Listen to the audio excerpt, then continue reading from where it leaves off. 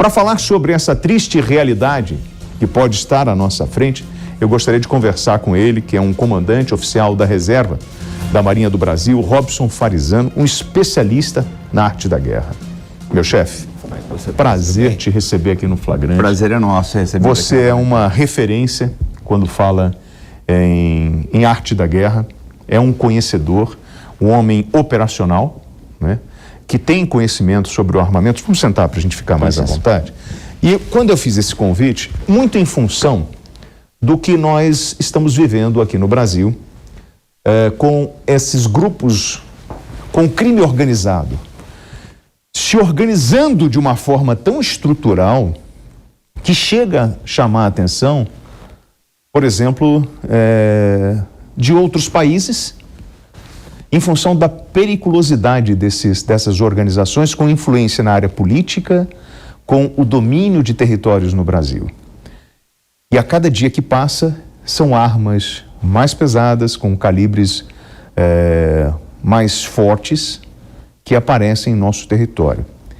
Isso tudo vem realmente desse espólio de guerra, vem do que sobra das guerras que acontecem pelo mundo? William, com relação à Ucrânia, nós ainda não temos nenhum relato no Brasil de ter aparecido, eu pelo menos desconheço, Sim. se teve algum, de material que tenha saído de lá. Só que acontece o seguinte, já há relatos aí que estão vendendo armas capturadas na Ucrânia pela Deep Web. Tá? Então, eu já ouvi relatos aí que o míssil Javelin estaria sendo vendido a $15 mil, o que eu acho pouco, eu achei meio fantasioso, mas existe esse relato. Agora, nós temos que lembrar, né? Foram colocados 50 milhões de cartuchos de diversos calibres na Ucrânia, é muita coisa. Não sei nem se o exército ucraniano e a força territorial deles vai conseguir absorver essa quantidade de munição. Então, a possibilidade de haver um descontrole existe. Já existem relatos anteriores disso aí. Então, comandante, guerra, Iraque, Síria, como esses armamentos chegam aqui no Brasil?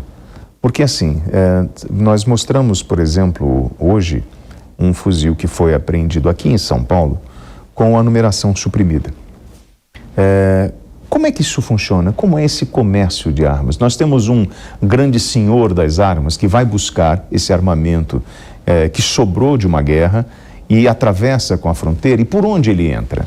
Não é só armamento de guerra, tá, William? É coisa que, por exemplo, que teria uma aplicação militar, mas é comprada ou de estoques militares ou de retailers fora do país e entram ou pela fronteira terrestre ou até pelos portos. Mas existe, por exemplo, eu vi recentemente um caso de uma quadrilha no Chile. O Chile não tem histórico de crime Sim. organizado, como tem o Brasil, o Paraguai ou a Colômbia. E essa quadrilha estava trazendo fuzis aqui para o Brasil. A nossa preocupação, na verdade, ela é dúbia, né? É um material excedente de guerra, né? Por exemplo, vamos pegar o caso das Farc. Quando houve uma desmilitarização das Farc alguns anos atrás, parece que eles entregaram, na época, 7 mil fuzis.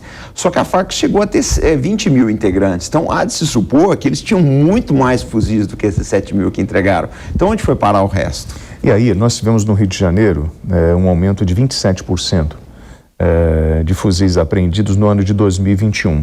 Nós tivemos 278 fuzis apreendidos em 2021, isso no Rio de Janeiro, que é um número alarmante Sim. de armas de guerra. O poder de destruição de um fuzil hoje, comandante, um 556, um 762, ele chega a um alcance de 2,5 km por aí, 2,5. Se você não tiver nenhum obstáculo, né, uns 2 quilômetros, você talvez até mais. E quando o senhor vê imagens como aquela do Rio de Janeiro, que mostram o confronto numa área de mata entre policiais e criminosos, e com civis no meio, porque a comunidade, daí a gente tem relatos, né, de geladeira furada, de fogão furado. Então, assim, o senhor, com a experiência que o senhor tem na sua área como militar, isso é a maior barbárie que nós vivemos hoje no Brasil, é justamente isso que acontece dentro das favelas, como, por exemplo, no Rio de Janeiro.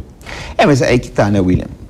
Quando você coloca, por exemplo, uma unidade da Polícia Militar operando na favela, esse pessoal tem treinamento, disciplina de fogos, eles estão sobre um regulamento militar, eles têm a quem reportar, né, as ordens recebidas.